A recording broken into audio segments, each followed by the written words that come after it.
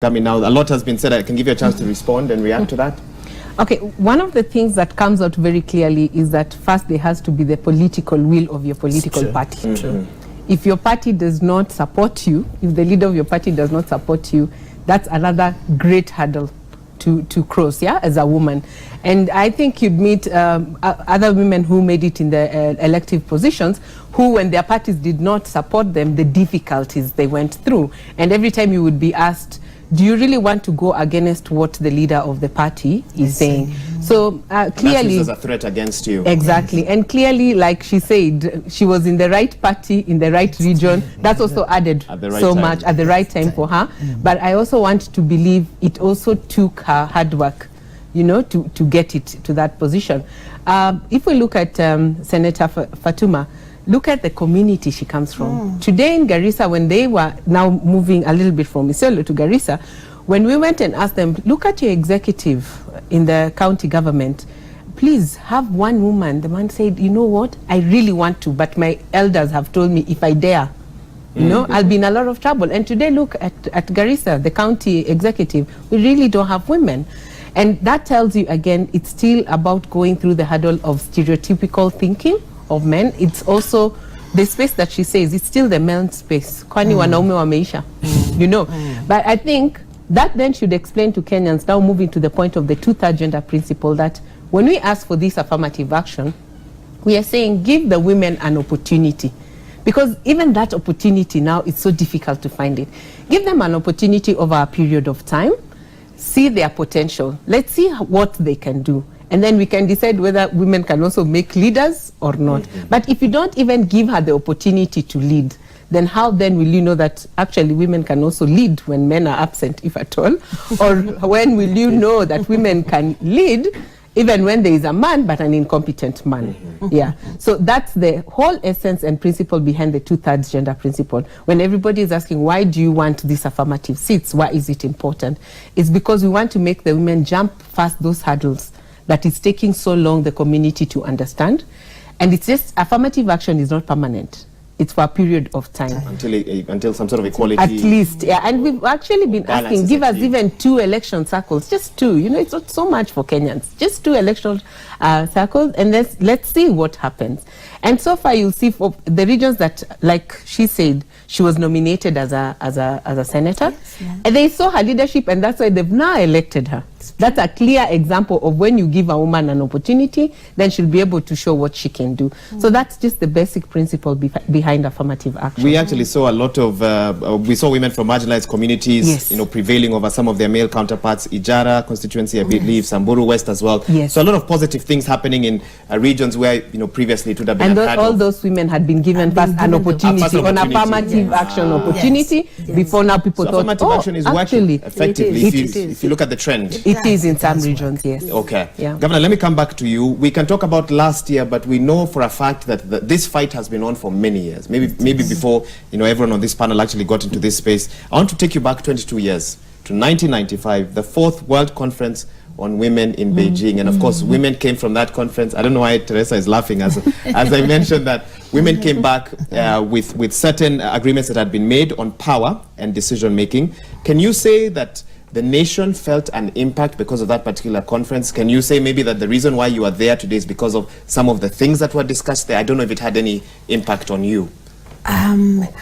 This has been a journey. It is not an event, you know. So every point that we have been at has been sort of incremental in a very small way. So yes, there was that push from Beijing, and everybody was now talking about, hey, wanawake walienda Beijing, you know, they were, it really became like the rallying point, you know, that now we are going to talk about women's rights and women's, you know, power decision making. So I must say, yes, Beijing did play a role, and also the women that actually, you know, we must really give credit. There are women who have fought in this country. You know, there are CEOs, you know, the Mwendwas, you know, even Karua, even Jaritingilu, you know, these people have actually gone through a lot in their, you know, in their leadership, and it is because of the persistence, the fact that they hang in there, and they you know, even despite all the things that they went, if they tell you the harrowing stories they would go through sometimes, like in Parliament when there were 1 or 2 or you know, or 6, as you are saying. Now, you know, we have 60 something plus in the, you know, and more in the National Assembly. So yes, Beijing played a role, but I think again the biggest leap for Kenya, of course, and for women, is our constitution. Okay. The 2010 constitution really, you know, really sort of legalized and put it on paper that, you know, this is now not just a thing that we'll be wishing about, but we now must concretely do something. But unfortunately, even despite it being put on our legislation and being put in the highest document of the land, we still cannot, we still have not been able to. Why are we unable to? You know what, I've just, when you've been asked she was this talking, many times, yeah, yes. when she was, my 2 colleagues here were talking, it reminded me the other day, Cecily Karaoke came to my constituency, and we were, after the function that we were having at our hospital, we went into the chopper because to go and come back to Nairobi, and somebody just took the clip of me and her on the chopper, and under there they said, "Oh my God, what has the world come to?" What does that mean? Because it, according to them, 2 ladies, leaders in a chopper, everybody else looking at them was not the was not what is a normal thing. And I thought to myself, so even now, and it's, I believe it must have been a young person, you know, who was taking that it must just have been a so if it was 2 men, it would have been okay. That's the normal. That's the normal. That's the norm. That is the default now. But this too was not well, and then everybody else commented, well, what has happened to the world? We had, you know, all the comments that were coming under there. So, you know, we have still got a lot of work to do with perception, and it's not going to die. It's not going to die out tomorrow. Sometimes even we feel like we have really moved forward, and then you find like again, yes, we are moving you know, back. Sometimes you find, you know, as we are, you know, going out there, because if you look at it like right now, you know, in terms of all the other areas, whether it's education, you know, women are really motivated, and even we are almost actually having a problem now with the male. The male child, looking at in terms of, you know, there's a lot of disaffection, almost like lack of motivation, or you know, to excel and to do things, you know. So there's now that push. So in terms of the girls really go-getters and going out there and really fighting for their space, and you know, but despite all that, fundamental position or thinking is still embedded in our society. It's still very hard to change. And it's still going to take some time for us. Let me bring in the Senator on this. Again, 2/3 gender rule, constitutional requirement. We still can't seem to get this right. Let me read your quote from Kenya Chairperson Martha Karua. She noted that the 2/3 rule could only be realized if women parliamentarians set aside their differences to work together to push this particular agenda. Do you think that will help? Is that what needs to be done? I don't think there are women differences regarding the 2/3 gender. But on political fronts, where if the political side does not yes, push? to some extent, yeah. Not in the House, but outside, there is a problem. Because if women really want today, they want a woman president, and they have made their mind, they'll have it. But the challenge is, we have our own small issues. And again, I used to say, actually during my campaign, men normally say women are enemies of each other. But it's the same men who are using women against each other. And they're the ones creating that enmity. Yeah? So women are not fighting each other. Yeah? Women need to be empowered. Women need to be, actually their capacity to be built, to recognize that their place is not only in the kitchen, their place is also to be in those leadership positions. And for sure, if you give a woman a position in leadership, they will do it 100% more than a male counterpart.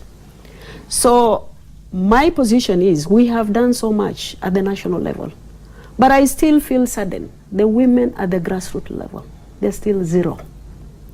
We don't have capacity. Most of them, they're just reduced to housewives.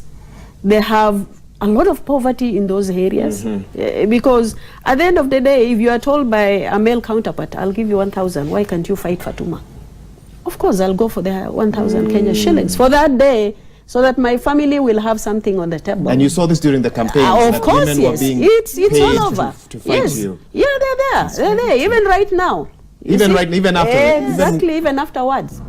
There are propagandas all over in social media, everywhere. But I think we have... The governor seems to know exactly what Yeah, it's true. It's true, by the way. So I think, to a certain extent, what Mheshimiwa Martha Karua has said is true. Yeah, we need to empower those women at the grassroots level. Secondly, we need to have a strategy, intervention from the national government and political leadership to empower women. Because you see, like Rwanda, you've just shown us a statistics where women actually in politics, they are 50-50 or even more. Yeah, 60. I think I've read 68.3%. Yes, that comes with political will. If we are clearly serious in terms why don't we have that political will here?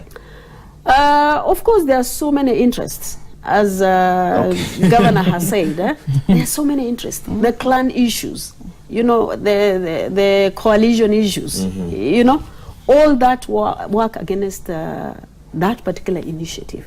And I think if we are given support by the national government, the political leadership, political parties, the other major problem is political parties.